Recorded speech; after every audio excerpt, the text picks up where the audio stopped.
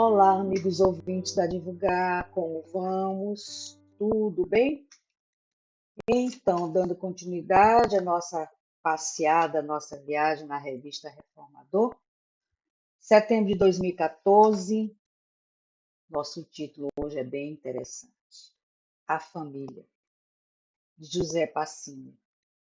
Vamos ver o que esse querido tem a nos falar sobre a família. Estudos científicos ao longo do tempo vêm comprovando revelações feitas pelos espíritos superiores, das quais Allan Kardec dialogou na elaboração do Livro dos Espíritos. Dentre essas comprovações está a de resposta dada pelos espíritos em relação à família, que era tida por alguns intelectuais como resultado de um costume social e não de obediência a uma lei da natureza. Esse posicionamento levou o codificador ao seguinte diálogo com os espíritos. Por que entre os animais os pais e os filhos deixam de reconhecer-se desde que estes não mais precisem de cuidados? A resposta: os animais vivem vida material e não vida moral. A ternura da mãe pelos filhos tem por princípio o instinto de conservação dos seres que ela deu à luz. Logo que esses seres podem cuidar de si mesmos, ela com a sua tarefa concluída. Está ela com a sua tarefa concluída. Nada mais lhe exige a natureza. Por isso é que os abandona, a fim de se ocupar com os recém-vindos, outros que virão. Note-se que Kardec faz essa pergunta apenas para embasar o seguinte: há pessoas que, de fato, de os animais ao cabo de certo tempo abandonarem suas crias, deduzem não serem os laços de família entre os homens mais do que o resultado dos costumes sociais e não o efeito de uma lei natureza, que devemos pensar a esse respeito. A resposta dos espíritos é clara e conclusiva. Há no homem algumas coisas mais além das necessidades físicas. Há necessidade de progredir. Os laços sociais são necessários ao progresso e os de família mais apertados tornam os primeiros. Eis porque os segundos constituem uma lei da natureza. Quis Deus que, por essa forma, os homens aprendessem a amar-se como irmãos. A gente sempre vê por aí, infelizmente, famílias que não se entendem, que se odeiam, mães que abandonam os filhos nos hospitais, filhos que abandonam os pais. Ainda estamos em crescimento, trabalhando isso, né?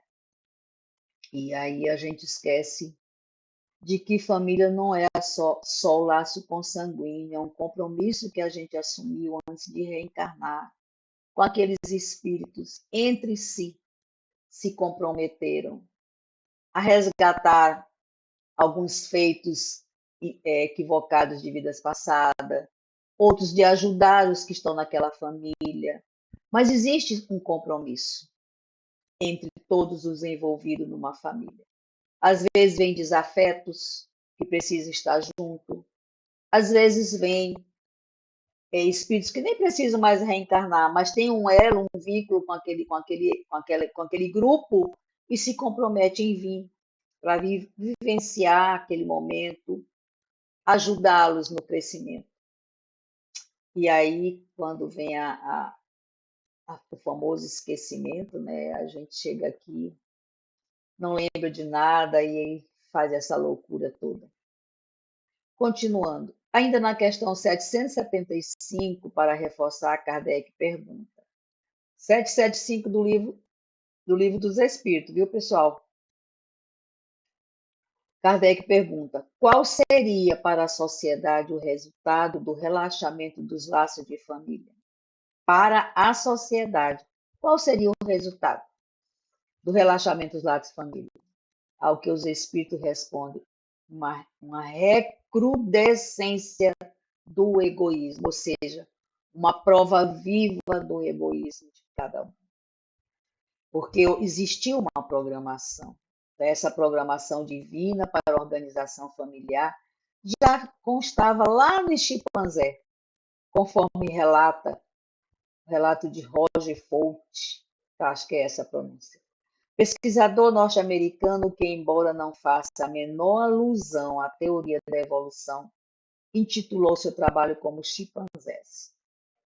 Elaborado em mais de 30 anos de pesquisa, o parente mais próximo. É realmente impressionante o modo pelo qual ele se refere a esses animais, os quais veem a respeito com um esboço avançado de um ser humano. Dá uns traços mesmo, né? Tem gente que parece demais com chimpanzé, e chimpanzé que parece com gente. É impressionante a aparência. Criou uma chimpanzé desde pequenina. Esse cientista criou uma chimpanzé desde pequenina, ensinou-lhe a linguagem humana de sinais, nunca lhe dirigindo a palavra em língua humana, no caso o inglês. Ela, por sua vez, comunicava-se com seu filho através da linguagem humana de sinais ensinada por ela própria. Como trabalhara sempre com animais nascidos nos Estados Unidos, esse pesquisador foi ao habitat dos chimpanzés a fim de verificar o comportamento fora do cativeiro. Lá ele constatou que a mãe amamenta o filho até aproximadamente 4 anos de idade. Nesse período, ela não engravida. Depois de desmamar durante a nova gravidez, conserva o filho em sua companhia e essa proteção se estende até os 10 anos de idade. Portanto, uma mãe chimpanzé quase sempre tem sob a sua guarda 3 filhos. O jovem chimpanzé só se liberta da autoridade da mãe aos 10 anos aproximadamente. E no mundo, nos humanos, a gente vê mães abandonar bebês recém-nascidos. Olha, o chimpanzé só abandona o filho, só deixa de cuidar do filho quando ele tem 10 anos de idade. E nós, humanos, às vezes deixamos no berço, abandonando, nem olhamos para trás.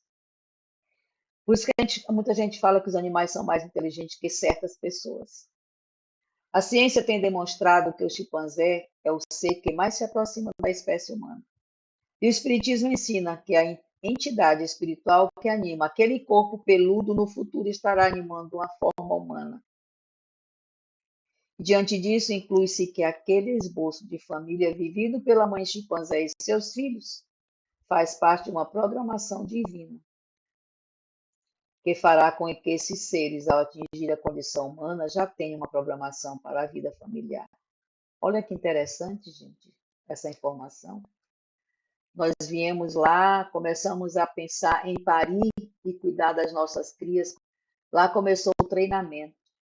E a gente chega à forma humana e ainda não aprendeu.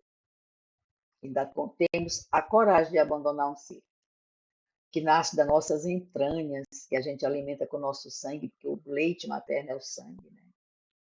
Que a gente ensina a caminhar, falar, se alimentar, e depois a gente abandona. Meus filhos reclamam muito porque eu trato eles sempre como meus filhotes.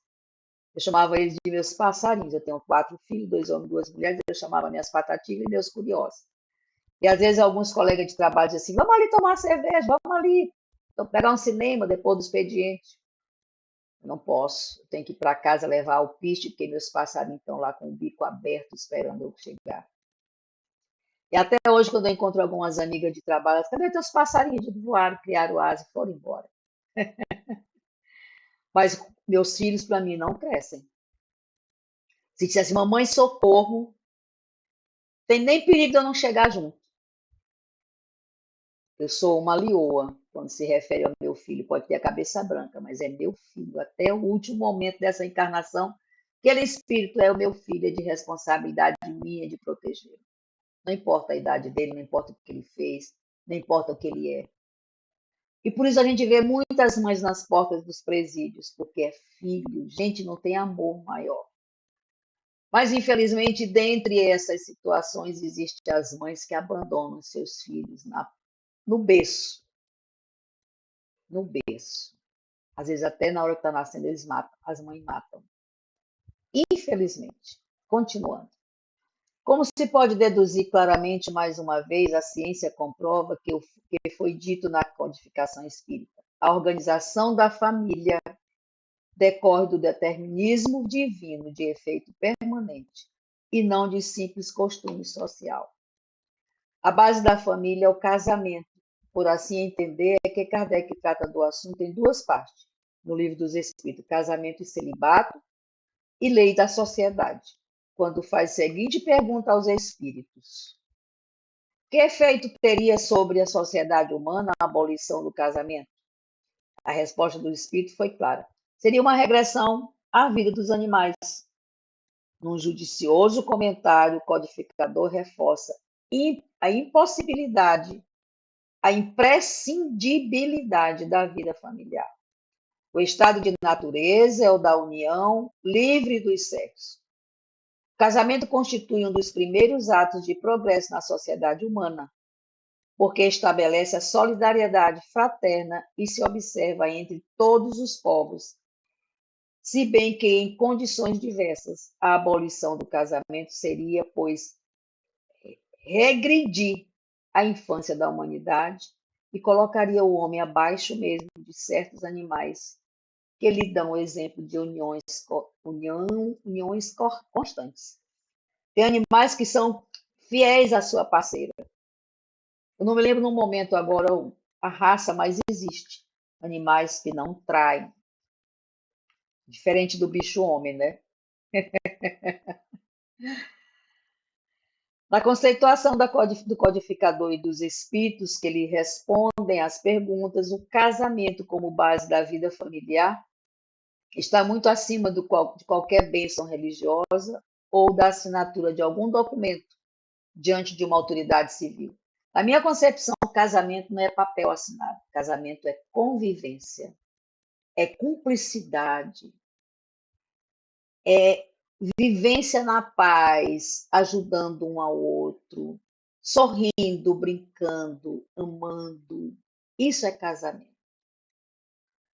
Papel é apenas digamos, um hábito da sociedade. Fazer uma festa com vestidos belos, ternos maravilhosos, comes e bebes que extravasam, passam anos pagando aquela festa de casamento e o casamento não dura um mês.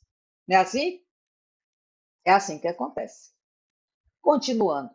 Trata-se de uma sociedade conjugal estabelecida pelo próprio casal, num plano eminentemente moral e ético. É compromisso sagrado que leva a ver o outro próximo, mais próximo. Que eu acabei de falar, né?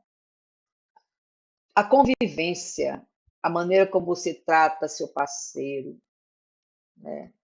O cuidado, o amor, o deslevo. É isso que é casamento. Papel é bobagem. À medida que o tempo passa, mais se evidencia o avanço do pensamento do codificador em relação aos seus contemporâneos. Pois o casamento tem perdido, ao longo dos anos, o caráter de ato social, religioso, passando a ser conceituado e respeitoso como ato pessoal e íntimo. Perfeitamente, é o que eu penso também. Então, eu não estou enganada. Atualmente, um casal se impõe perante a sociedade como legitimamente constituído, não mais por ter sido seu compromisso matrimonial, assumido num templo, sob bênçãos sacerdotais ou até mesmo num cartório, mas sim pelo ambiente de respeito e seriedade em que ambos vivenciam a união. Então, gente, eu não estou errada. Além do mais, Quem é que dá a um homem o direito de estabelecer esse vínculo sagrado entre duas pessoas e de dizer, ao final da cerimônia, que Deus uniu, o homem não separe? Quem deu essa autonomia? Casamento, portanto, não depende de nada existencial, aliás, perdão, de nada exterior, de nenhuma ação alheia à vontade dos dois. As duas criaturas simplesmente se casam, pois ninguém tem o poder de estabelecer vínculo entre elas. Na gramática, aprende-se que o verbo casar pode, entre todos os outros regimes, ser transitivo direto, mas filosoficamente essa classificação é falsa. Pode-se dizer que o verbo é recíproco, pelo fato de as pessoas se casarem sem a interveniência de ninguém. Nem o juiz de paz promove o casamento. Essa autoridade apenas registra nos anais da sociedade para os efeitos legais. O casamento é diante dela declarado.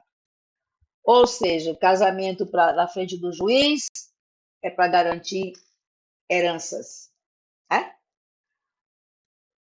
E às vezes dormem em quartos separados e nem se falam, um entra por uma porta, o outro sai pela outra. Casamento por conveniência. Isso não é casamento, na minha concepção, não é casamento. É um contrato social.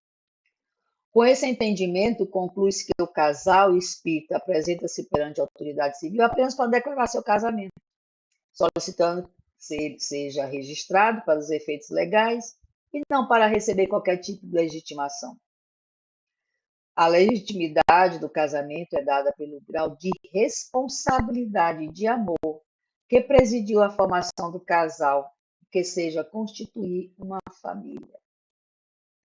Pode ser uma família consanguínea, pode ser uma família espiritual, pode ser um casal que se encontrou na terceira idade, que se identificou e que estão namorando, que estão juntos, que estão se amando, não tem mais condições de procriar, pode adotar um filho. Ou pode trabalhar junto espiritualmente e fazer o atendimento fraterno diariamente, 24 horas juntos. Por que não? É uma intimidade. É um elo, por sinal, fortíssimo. Quando um casal vive trabalhando para o Cristo, é um elo fortíssimo. Não tem nem espaço para ter briga. Né? É um fiscaliza o outro. Olha o umbral, toma cuidado. É bem assim. Quanto mais espiritualizado o par, mais o casamento transcende os limites da vida material, atingindo níveis de consciência espiritual, que leva naturalmente ao desejo de uma comunhão com o alto, através de uma prece, no momento em que formaliza perante a sociedade essa declaração tão importante. Essa prece poderá ser proferida por um ou por ambos os nubentes, ou por pessoas afetivamente ligadas a eles, pois só o amor pode legitimar a condição de alguém, na condição de suplicante para rogar a bênção do alto sobre uma nova família que se forma na terra. Olha que maravilha a explicação desse autor, José Passini, né, sobre família. E a gente, às vezes, está no seio de uma família que é cheia de conturbações, cheia de problemas, cheia de questões. A gente vira as costas, não quer nem saber. Né? A gente faz isso. E que, na verdade, o que a gente teria que fazer, como é uma família, além de ser consanguínea, com certeza tem um elo espiritual, tem um compromisso que veio lá de cima, que nós assumimos, né? Aí a gente perde a oportunidade de fazer as reconciliações espíritas. Então vamos ter cuidado com isso. Vamos ter resiliência, principalmente com os nossos familiares, consanguíneos e também espirituais, que com certeza são. Tá bom? E essa foi a nossa reflexão de hoje. Eu quero mais uma vez agradecer a todos pela audiência, Esse já é a nossa reflexão de número 185. Olha que maravilha! Quando chegar a 200, nós vamos fazer uma festa. Vou vir gravar a de número 200 com vocês e vai ser bem diferente. Vai ser uma reflexão muito especial. Conto com todos vocês. Está bem pertinho, né? Só falta algumas mais. Muito obrigada mais uma vez pela companhia, pela audiência. Fiquem todos com Deus. E Jesus cubra todo mundo com seu abraço de amor. Wanda Barros, para divulgar.net. Até a próxima.